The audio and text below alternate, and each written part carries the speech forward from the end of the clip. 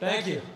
My name is Karl Widerquist. I'm from Cassopolis, Michigan, and I support a universal, unconditional, basic income in cash for everyone because I believe that no one has a right to come between another person and the resources they need to survive.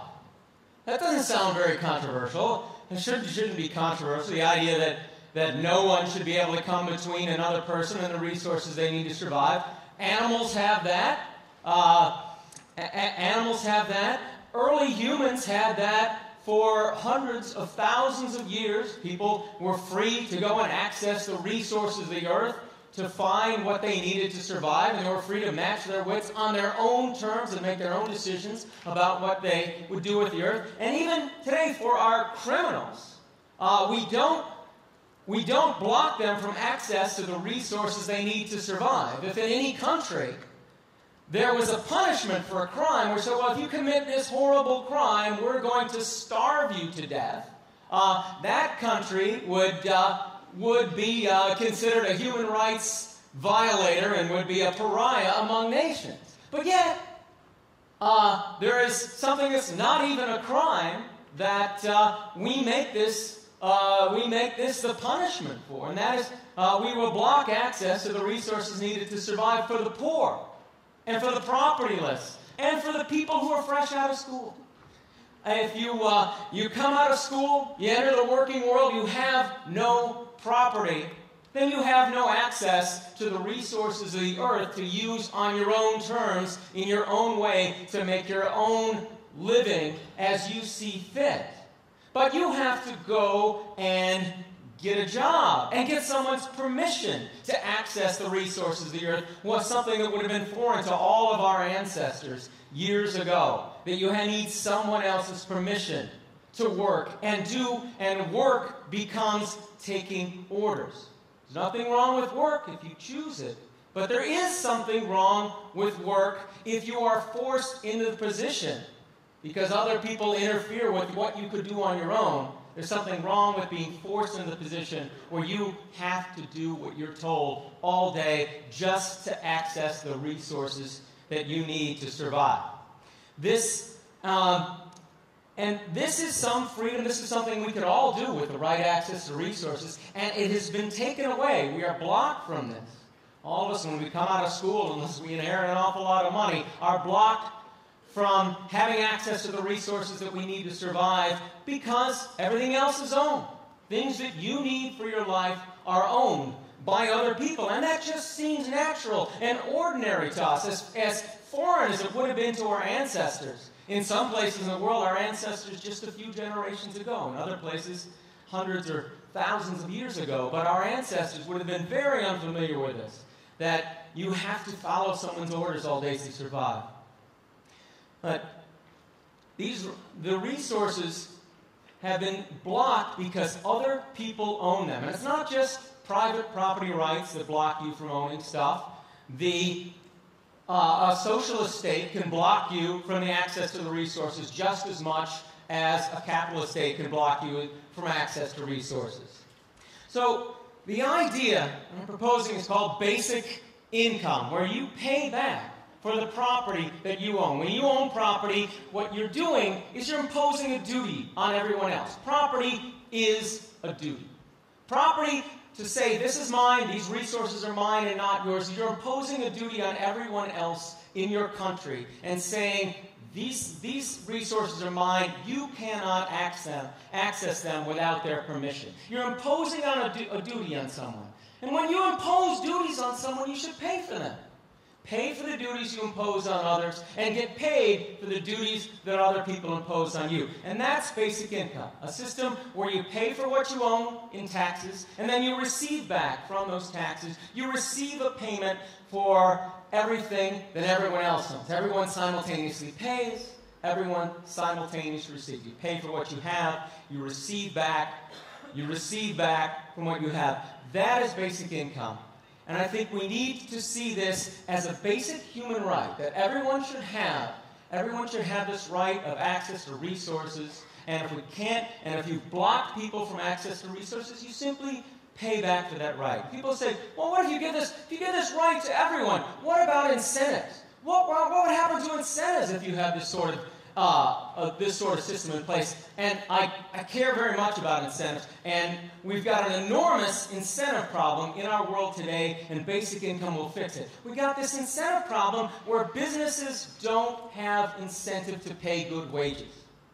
When you've got a workforce that has no access to the resources they need to survive, you can pay them very low wages. And you see this around the world. You see people who are working for $1 a day and working for very low wages and working very long hours in poor working conditions because they have no other choice in how to make their living. And you see this even in prosperous countries. Something has gone wrong with the incentives in the United States, where our country has grown enormously in terms of per capita GDP in the last 40 years, and a typical worker hasn't gotten a wage. That's an incentive problem, because businesses clearly don't have incentive to pay higher wages. Over 40 years and workers haven't gotten a wage. We need to do something to give those businesses an incentive to pay people better wages. And basic income can do that. Basic income can put the worker in a position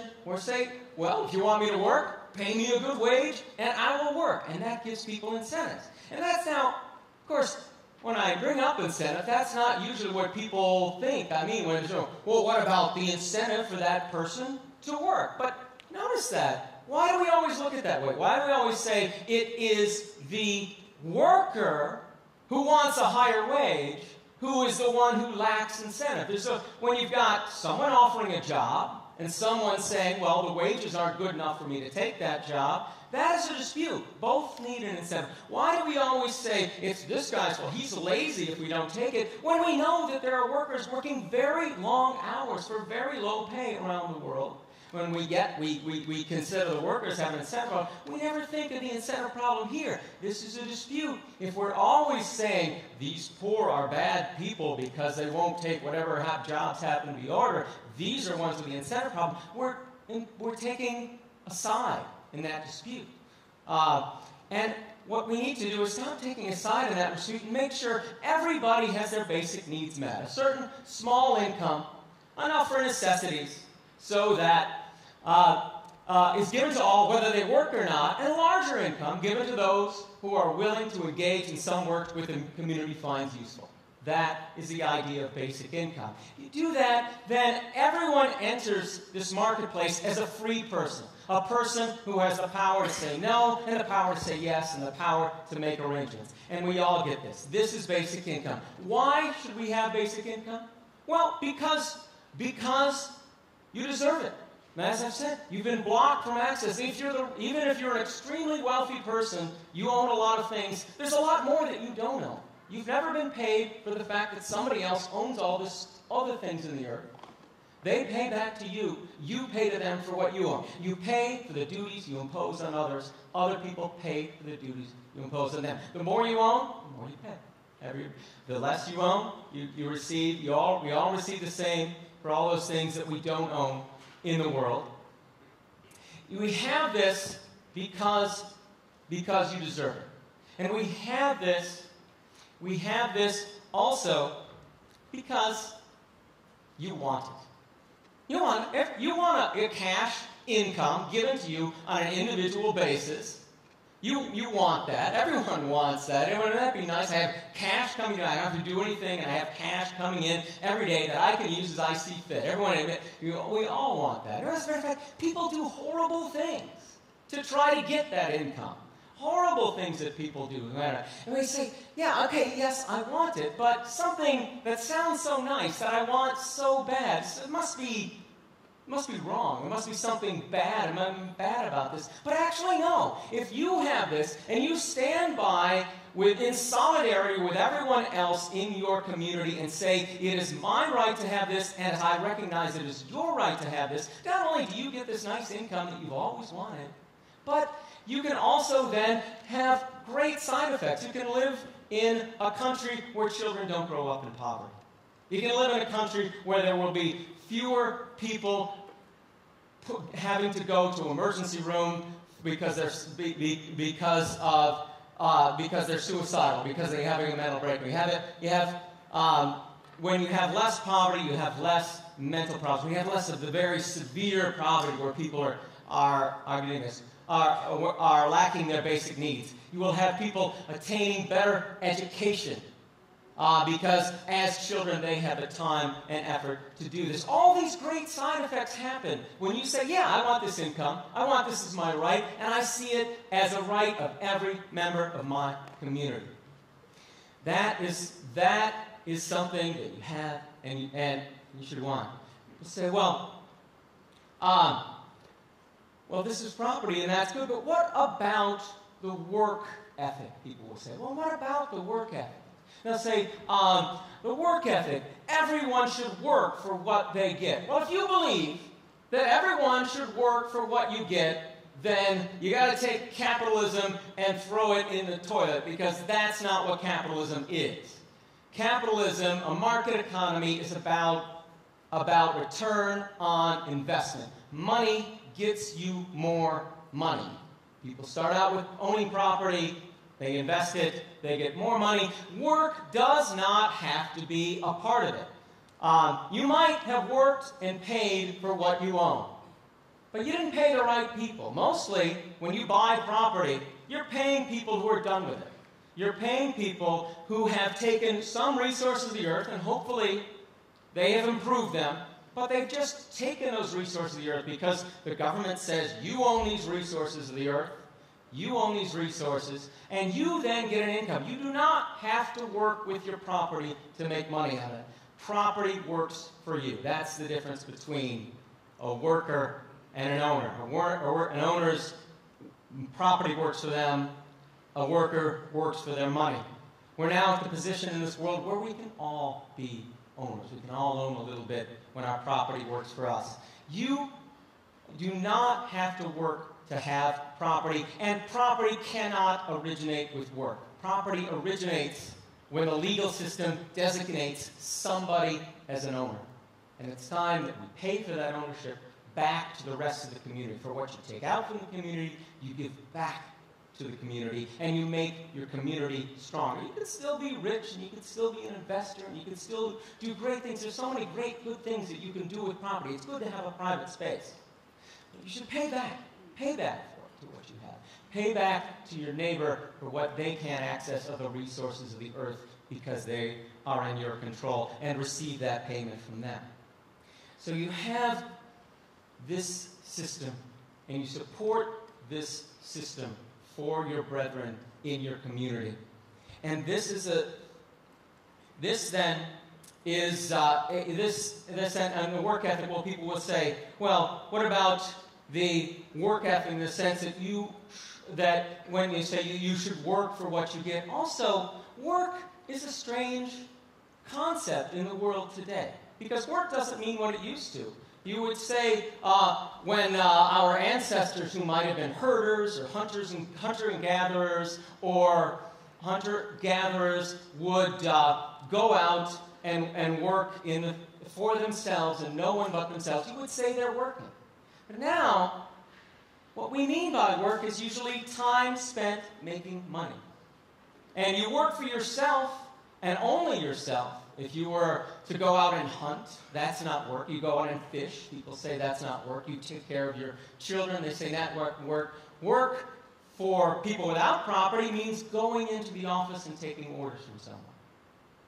And work for someone with property means maybe managing their resources and having this make money on them. But work is not just following resources. Work is not just following orders for someone else so that they can give you money. Work is putting forth effort. And it's not, nor should we see this as natural, as the only form of work. Imagine if someone took property in the atmosphere. You realize we're using the atmosphere now the way our ancestors used the earth. We're taking what we need, and we're giving back what we're done with. Just the way our ancestors used the earth.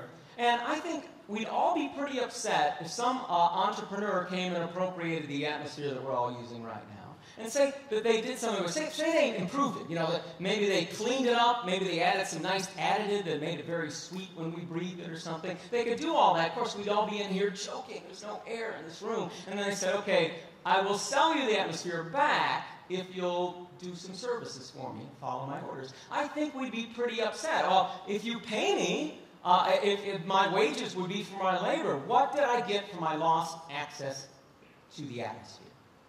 And you say, well, nothing. A job is not a job is payment for my labor. It's not for my lost access to this. That's how we have to see these things. That's how to see it. You say, well, someone might say, with a work ethic, well, you have a work ethic, but you have, but still, our ancestors had to work for what they did. They had to work. They had to make effort. And you're saying you should give people back in cash. Why should you give people back from what you take in the community in cash instead of in the form of jobs? Because compensation is always in cash. If someone breaks your leg and you sue them and get compensation, they don't give you a job. They give you cash. They give you cash because they have made it more difficult for you to do what you were doing before they did. Compensation is always in cash. And it's simply not practical to give everyone access to direct resources the way our ancestors had. But it is practical for us to pay back what we've taken. And basic income, really, even though you do no work to obtain your basic income, it is very much the opposite. It is very much the opposite of something for nothing. It is receiving something back for the duties that every other person has asked you to respect all your life and you've never been paid for. It's very much the opposite of something nothing. A system where you pay for what you own and you get paid for what you don't own. That's basic income, and we need to see that as a fundamental human right that everyone else needs. Thank you very much.